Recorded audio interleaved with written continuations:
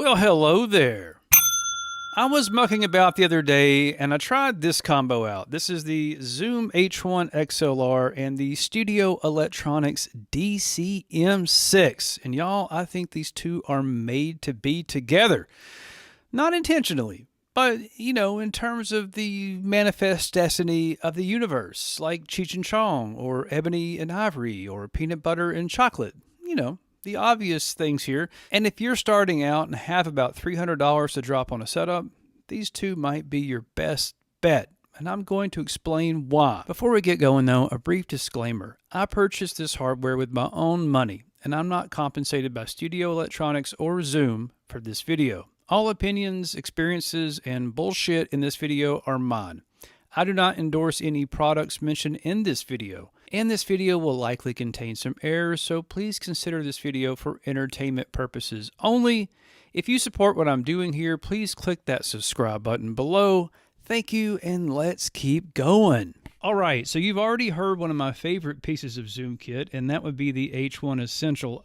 Y'all, if I could have anything, and that's not what this video is about, but if I could have any one piece of audio kit, I think this could be it. Or maybe the H1 XLR. I don't know. It'd be tough. It'd be a tough choice. But that brings us to a good point, which is making content is challenging. You need to rough out your ideas and record the video, edit the video, etc.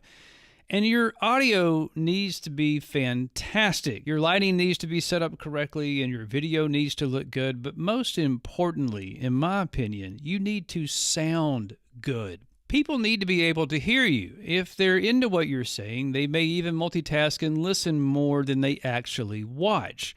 And y'all, YouTube can't tell the difference between them watching it and them listening to it. So as long as your video keeps playing, the algorithm will love it. And this combination of mic, preamp, and recorder makes dedicated audio capture as simple as 1, 2, 3. First, let's talk about this gem. This is the Zoom H1 XLR, and I picked it up for about $130 used with a screen protector still stuck on it, and I just left it there. I don't know why. This is a 32-bit recorder with dual ADCs and no gain control. That means there's nothing to screw up. Now, y'all, I'm not going to get into all the techno babble, but dual ADCs is what you want when it comes to 32-bit recording. And it means that this can record very, very quiet sounds and very, very loud sounds, and you don't have any peaking problems because it's getting the entire range of the signal. I mean, you could peak if you tape it to the back of an F-18, but you're not going to do that. Or maybe, no, just don't do that. And this is the DCM6, a lovely sounding and simple broadcast dynamic microphone with a superpower enabled by its red button. The red button engages a built-in preamp, basically a little Cloudlifter. It's stuck in here. And all it needs is phantom power. And guess what? The H1 XLR, it has phantom power. So really all you need to get a big, fat, juicy, dynamic broadcast mic signal into your recording is hook this up to this, turn on phantom power, press a red button, boom, there you go. And that's why I think this is a magic combination, the H1 and the DCM6. There's no additional audio processing happening right now, and it sounds fantastic. It's very, very simple. The whole thing is 4 pieces of kit: a mic, a recorder, a cable, and a stand. And the noise floor of this setup is really low too, so I'm going to go ahead and add some compression, and we'll see how that sounds. Okay, so now that we're listening to a compressed signal, I want to talk about one flaw with the H1 XLR, and that is the headphone amp on this thing is utter junk.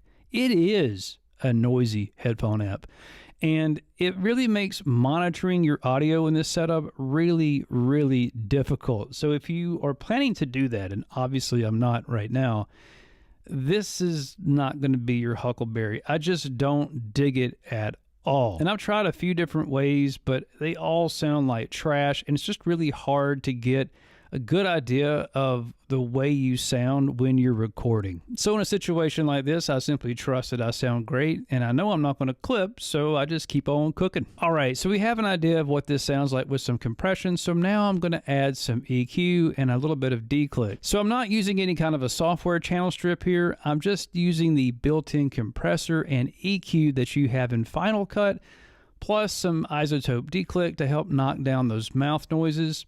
And I'll put the deets in the lower thirds of the video right now. Okay, what do you think of this simple setup? The H1 XLR, the DCM6, and a trio of basic software audio processing components. Is the EQ dialing back some of that nasty nasal resonance that I have? Is the declick helping with mouth sounds? And is the compressor introducing any issues regarding noise? Do you think this pair sounds as good as PB and Jelly taste? Let me know. So I don't have another microphone that has a built-in preamp that would be similar to this one to compare it with. But let's talk about some options anyway. If you want to spend some big money, you could find yourself an SM7B, which is basically this legendary mic with a preamp from these fun people stuffed inside of it. Another one that pops to mind is the Logitech Yeti Studio XLR dynamic mic. A name that has too many words in it.